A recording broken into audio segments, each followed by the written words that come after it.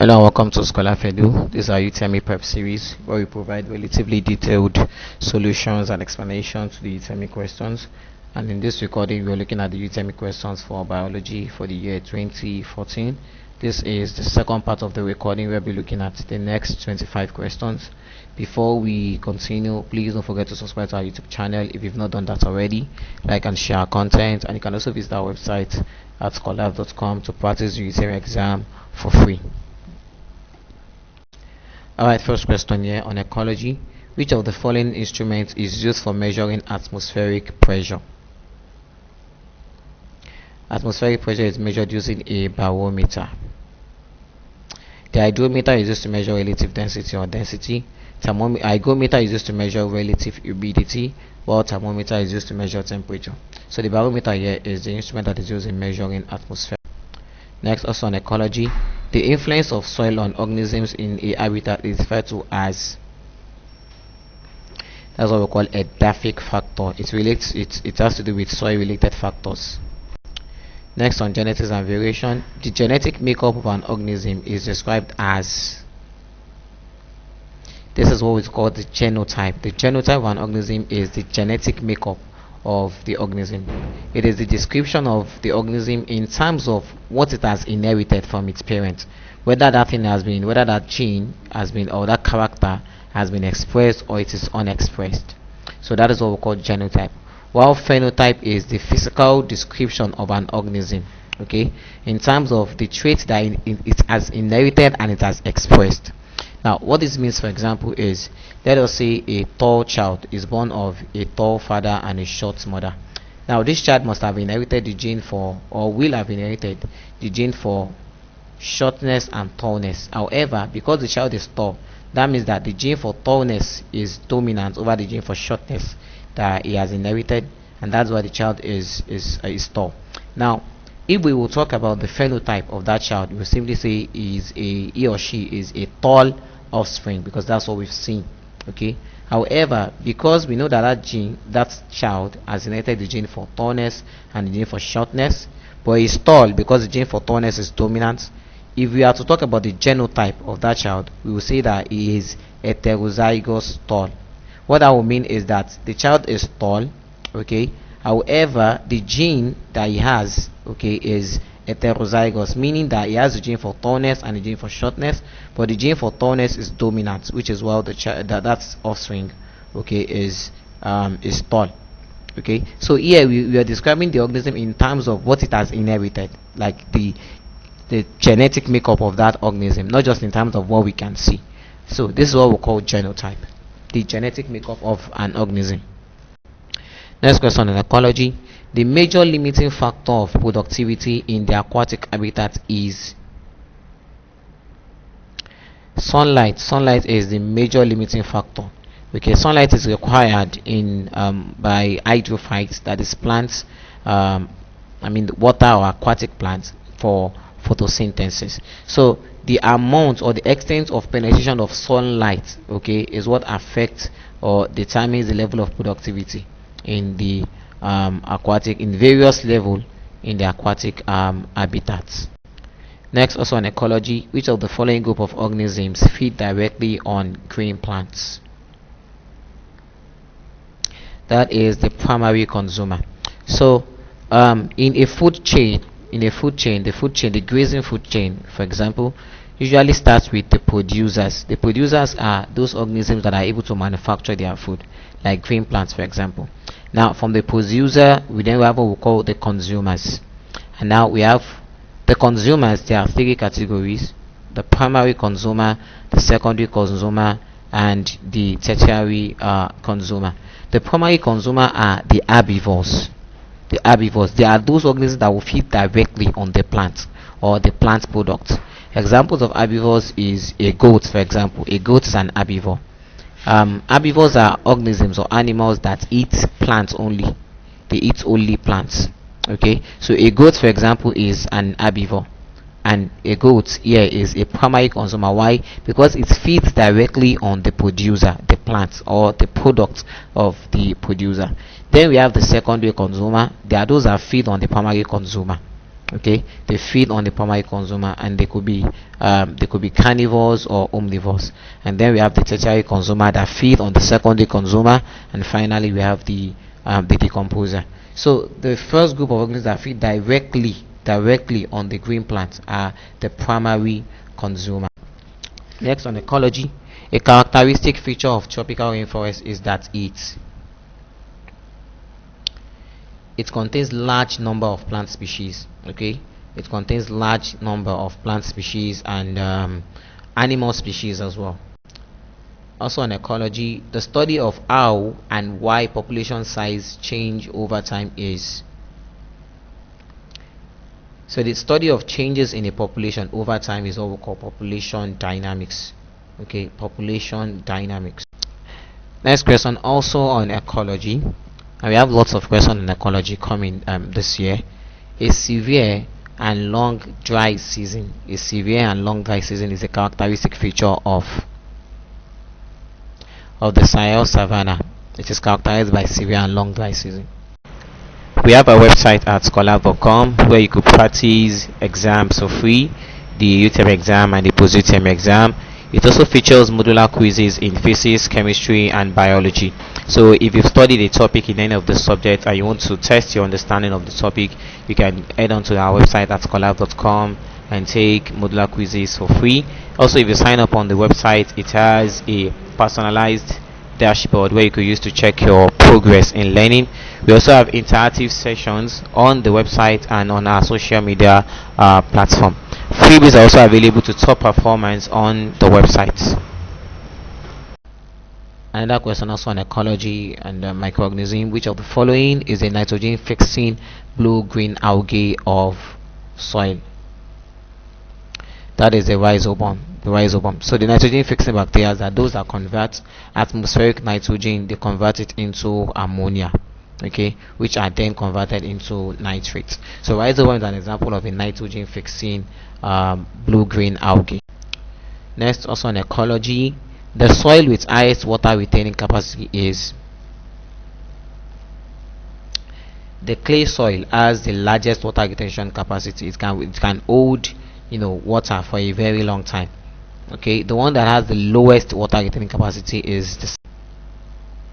Next, on microorganism, the causative organism of poliomyelitis. Okay, poliomyelitis or polio is a viral infection. It is caused by the polio virus.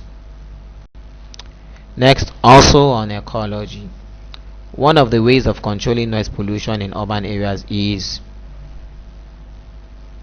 One of it is by siting industries away from residential areas. So some of this noise, okay, that we get, they come from machineries or combustion engines from industry. So one of the ways of reducing noise pollution, okay, is siting those industries away from residential areas where people live. Next, on ecology and pollution, a constituent of the exhaust fumes from electricity generating set which causes serious pollution is. That is the carbon monoxide. That's carbon 2 oxide. It is produced from the exhaust of engines, and this results from the incomplete combustion of fuels. Okay, we have a question on microorganisms. Which of the following is true of smallpox? So smallpox is a viral infection, and viral infection, they can be controlled or prevented by vaccination, that is by taking vaccines. Alright, before the end of this presentation, please don't forget to subscribe to our YouTube channel, like and share our content, and you can also visit our website at scholar.com for free UTME exam practices and modular quizzes. Okay, we have yet another question on ecology. A pollutant that is mostly associated with acid rain is nitrogen 4 oxide. Okay, nitrogen 4 oxide and sulfur oxide, they are responsible, okay, or they are gaseous pollutants that are associated with acid rain. This occurs when these substances, when they dissolve in water molecules in the atmosphere. Okay, so because these substances, we call them the acidic oxide, okay, or what we call acid anhydride. That is, when they dissolve in water, they form an acidic solution. So this substance is sulfur 4 oxide, okay, and nitrogen 4 oxide. They are associated with acid rain. Next, on cell and reproduction. When the adults have reached a certain degree of weakness, the process of binary fission is replaced by conjugation in paramecium. So adult paramecium reproduce by conjugation, where two paramecia, where they stick together, okay, where they attach together and they exchange, in the process they exchange nuclear material to reproduce, okay, another paramecium. You can also join our online tutorial classes for different classes. We have tutorials for students in SS1, 2, or 3. We also have for UTME candidates, for JAMB candidates, for students who want to write the JAMB or the UTME exam, and for those who want to have the post-UTME exam after the UTME exam, and also for candidates that are sitting for WAEC exam or GCE or NECO. And we offer this tutorial on various platforms, so you could join us on WhatsApp or on Telegram, you could be on Zoom or on Google Classroom. So we have various platforms where we take our tutorial. The links to join the platform are available on our website at scholar.com, or you could also check it out in the video description below.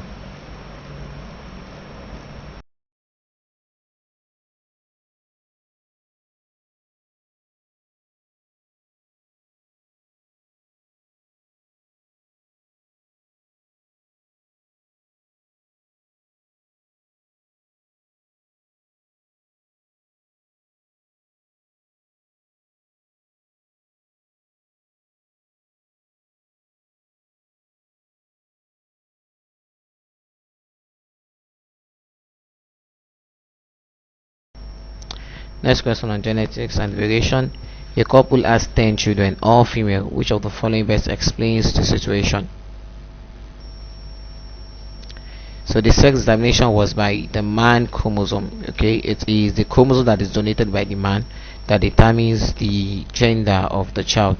Okay, the woman has only XX chromosome, okay, while the man has XY chromosome. So the X is the chromosome for female, the Y is the chromosome for male. So which of these chromosomes come from the man?